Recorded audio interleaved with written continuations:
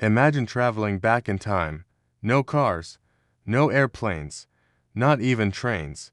Yet somehow, silk from China ended up in Rome, gold from Africa reached Europe, and spices from India flavored dinners in faraway kingdoms. How did that happen? Welcome, everyone.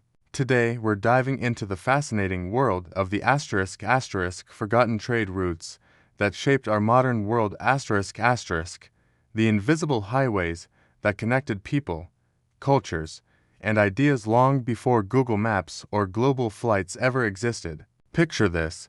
It's the year 200 BCE. A merchant in ancient China carefully packs rolls of shimmering silk onto a camel caravan. Those camels begin a journey thousands of kilometers long across deserts, mountains, and grasslands. That route, known as the Silk Road, would carry not only silk, but also secrets of paper making, gunpowder, and even noodles that would later inspire pasta in Italy. Isn't it amazing how something as simple as a trade route could change the world's menu forever? But the Silk Road was just one of many. Across the Indian Ocean, sailors were mastering the art of using seasonal winds called monsoons to cross between Africa, Arabia, and Asia. Imagine being one of those sailors in a wooden ship, guided only by the stars and the steady rhythm of the waves. They carried ivory, spices, pearls, and gold, but they also carried ideas, new religions, languages, and technologies. Have you ever wondered how Islam spread so quickly along coastal Africa, or how Swahili became a mix of African, Arabic, and Persian words? The answer sails right through these trade routes. Meanwhile, across the scorching sands of the Sahara, camel caravans stretched for miles, trading salt from the desert for gold from rich African kingdoms like Mali and Ghana. Salt might sound ordinary today, but back then, it was so valuable it was traded ounce for ounce with gold. Think about that next time you sprinkle a little salt on your fries. These routes helped cities like Timbuktu rise into bustling centers of learning, where scholars studied astronomy, medicine, and mathematics long before Europe's universities even existed. And while all of this was happening, Europe had its own web of medieval trade networks. Merchants in Venice and Genoa shipped glass, wool, and silver across the Mediterranean. In Northern Europe, the Hanseatic League built a massive trade alliance stretching from England to Russia. You could say this was the world's first version of international business networking.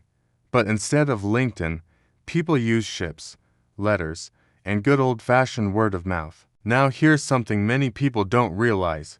These ancient trade routes didn't just move products, they moved people, ideas, and even diseases. When the bubonic plague spread from Asia to Europe in the 14th century, it traveled along these same trade paths. Tragic, yes, but also a reminder of how interconnected our world already was, even hundreds of years before globalization became a buzzword. Let's pause for a second and think about what trade really means. It's not just buying and selling. Trade is connection. When two people trade, they share a little piece of their world with each other. That's exactly what happened across centuries of global exchange. Languages blended, foods mixed, art styles merged, and even philosophies evolved.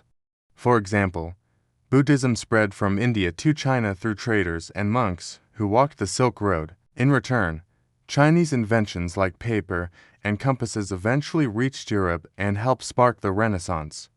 Imagine a world without paper. No books, no newspapers, no YouTube notes. The next time you write something down, thank those ancient traders. And think about food.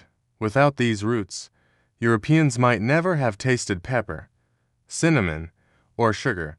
The global dinner table as we know it today simply wouldn't exist. Here's another fascinating story. Long before European explorers like Columbus set sail, Arab and Chinese sailors had already mapped much of the Indian Ocean. Archaeologists even found Roman coins in India and Chinese pottery in East Africa. That means ancient people were part of a global economy thousands of years before anyone invented the term globalization. So, when you buy something online today, you're actually participating in a system that's been evolving for over 2,000 years. Now, why did these trade routes eventually fade away? Several reasons. Wars made some roads unsafe, new sea routes were discovered, and political power shifted. When European explorers found direct ocean paths to Asia and the Americas, overland routes like the Silk Road became less profitable. Yet their legacy never disappeared. You can still trace it in the foods we eat, the words we speak, and even the music we listen to.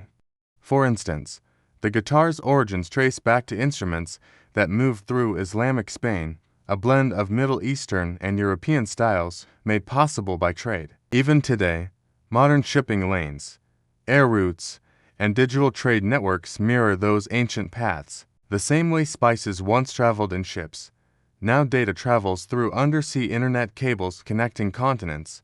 In a way, our modern Silk Road is digital, carrying information instead of silk, but serving the same purpose, connecting humanity.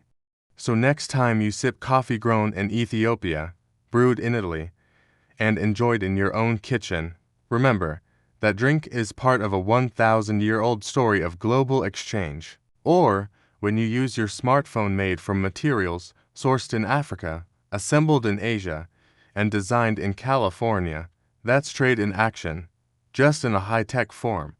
Trade routes built bridges between cultures. They turned strangers into partners and distant lands into neighbors. They taught humanity that cooperation could be more powerful than conflict, and while today's world feels faster, louder, and more digital, the same principle remains. We're all connected through the things we share.